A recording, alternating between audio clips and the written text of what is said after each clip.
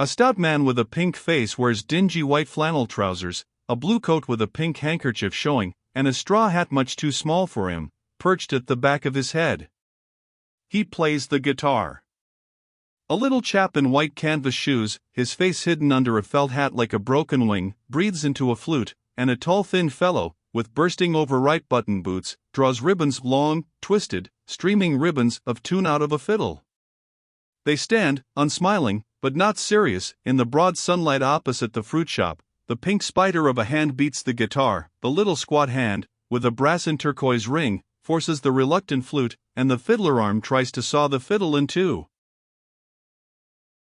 A crowd collects, eating oranges and bananas, tearing off the skins, dividing, sharing. One young girl has even a basket of strawberries, but she does not eat them. Aren't they dear? She stares at the tiny pointed fruits as if she were afraid of them. The Australian soldier laughs. Here, go on, there's not more than a mouthful. But he doesn't want her to eat them, either. He likes to watch her little frightened face, and her puzzled eyes lifted to his. Aren't they a price? He pushes out his chest and grins. Old fat women in velvet bodices, old dusty pincushions, lean old hags like worn umbrellas with a quivering bonnet on top, young women, in muslins, with hats that might have grown on hedges, and high-pointed shoes, men in khaki, sailors, shabby clerks, young Jews in fine cloth suits with padded shoulders and white trousers, hospital boys in blue. The sun discovers them, the loud, bold music holds them together in one big knot for a moment. The young ones are larking, pushing each other on and off the pavement, dodging, nudging. The old ones are talking, so I said to him, if you wants the doctor to yourself, fetch him, says I. And by the time they was cooked there wasn't so much as you could put in the palm of me, and the only ones who are quiet are the ragged children. They stand, as close up to the musicians as they can get, their hands behind their backs, their eyes big. Occasionally a leg hops, an arm wags. A tiny staggerer, overcome, turns round twice, sits down solemn, and then gets up again. Ain't it lovely, whispers a small girl behind her hand. And the music breaks into bright pieces, and joins together again, and again breaks, and is dissolved, and the crowd scatters, moving slowly up the hill. At the corner of the road the stalls begin. Ticklers. Tuppence a tickler. Will ave a tickler? Tickle 'em up, boys. Little soft brooms on wire handles. They are eagerly bought by the soldiers. Buy a gollywog. Tuppence a gollywog. Buy a jumping donkey. All alive oh. Superior chewing gum. Buy something to do, boys. Buy a rose. Give a rose, boy. Roses, lady? Fevers. Fevers. They are hard to resist. Lovely, streaming feathers, emerald green, scarlet, bright blue, canary yellow. Even the babies wear feathers threaded through their bonnets.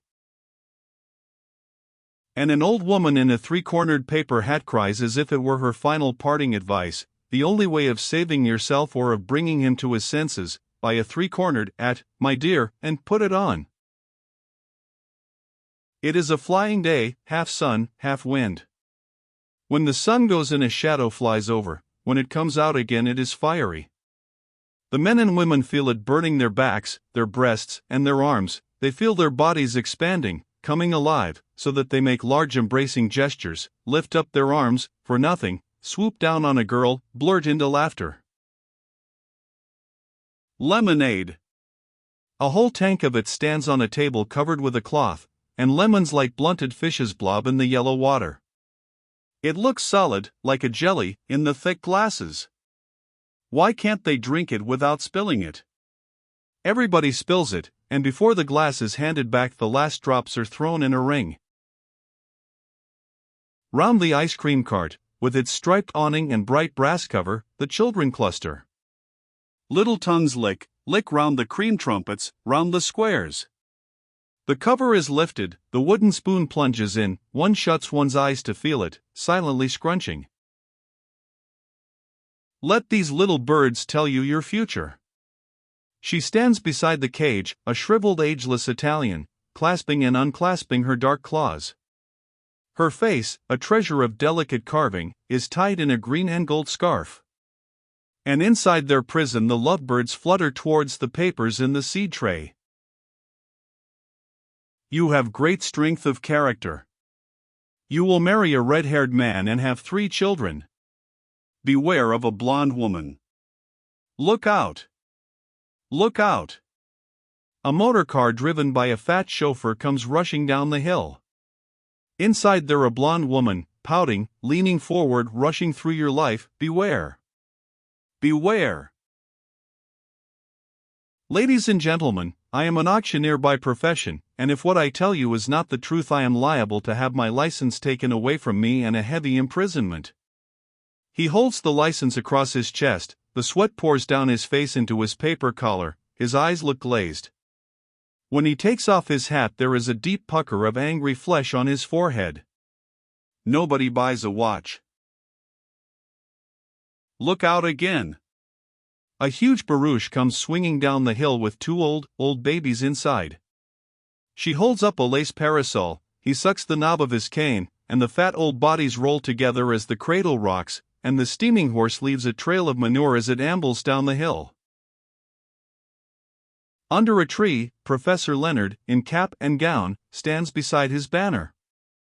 He is here for one day, from the London, Paris and Brussels exhibition, to tell your fortune from your face. And he stands, smiling encouragement, like a clumsy dentist. When the big men, romping and swearing a moment before, hand across their sixpence, and stand before him, they are suddenly serious, dumb, timid, almost blushing as the professor's quick hand notches the printed card. They are like little children caught playing in a forbidden garden by the owner, stepping from behind a tree. The top of the hill is reached. How hot it is! How fine it is! The public house is open, and the crowd presses in. The mother sits on the pavement edge with her baby, and the father brings her out a glass of dark, brownish stuff, and then savagely elbows his way in again. A reek of beer floats from the public house, and a loud clatter and rattle of voices. The wind has dropped, and the sun burns more fiercely than ever. Outside the 2 swing doors there is a thick mass of children like flies at the mouth of a sweet jar. And up the hill come the people, with ticklers and gollywogs, and roses and feathers. Up they thrust into the light and heat, shouting, laughing, squealing, as though they were being pushed by something, far below, and by the sun, far ahead of them, drawn up into the full, bright, dazzling radiance to, what?